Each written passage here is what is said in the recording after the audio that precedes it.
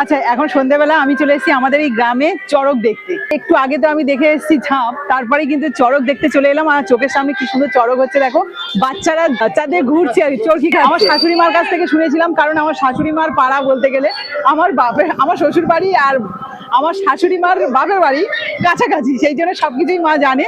তো মাকেও আজকে ডেকেছিলাম, কিন্তু মা বললো যে আমি ছোটবেলা থেকে দেখে আসছি, তুমি যাও দেখে আসো। তো সেই জন্য এই মেলাটাই চলে এলাম। হারালের চণ্ডীতলায় ওখানে হয়েছিল ঝাঁপ, আর এটা হচ্ছে চড়কতলার মাঠ। ওটা ছিল চণ্ডীতলার মাঠ, এটা চড়কতলার মাঠ। আর এখানে কিন্তু ফাংশন হবে রাত্রেবেলা, মানে যাত্রা হবে। আর তার উপর অনেক দোকানপাট বসেছে। তারপরে এই যে চড়কটাও তার মাঝখানে হচ্ছে।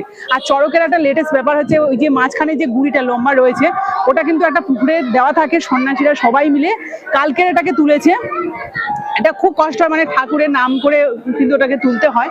তো ভোলে বাবার সবই কৃপা। তো ওটাকে একটা মানুষের মতো গর্ত করে কিন্তু পোতা রয়েছে, যাতে কোনো রকম নড়াচড়া না করতে পারে, যে চড়কটা খুব ভালোভাবে করতে পারে। তো ওই যে যারা সন্ন্যাসীরা তারাই ঘোরে আর কি বলে, তো বাচ্চারাও ঘুরছে। তো চলো এখন মেলার মধ্যে যাই, গিয়ে দেখি আরো কি কি আছে। হ্যাঁ, দারুণ হ্যাঁ, অবশ্যই মেলায় যাবো, ফুচকা খাবো। আর কি আছে জানো, আমার ছেলে হ্যাঁ, নাগরদোলা তো নেই, ফুচকাটা তো খেতেই হবে। মানে মেলায় আসলে ফুচকাটা খেতেই হবে, ওর গন্ধটা। লাইনে ফুচকা রয়েছে, কিন্তু পাপড়ি চাট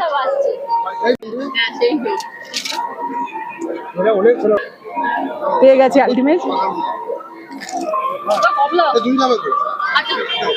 মেলা মানেই কিন্তু বাচ্চাদের এই যে যত রাইডস আছে একটু চড়া, ওরা একটু মজা করবে, তার সাথে সাথে বাচ্চার মা বাবারা একটু মেলাটা ঘুরে দেখবে এবং খাওয়া দাওয়া করবে।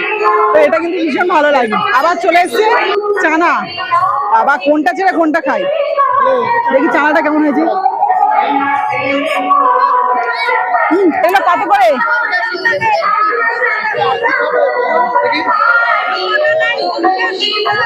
50।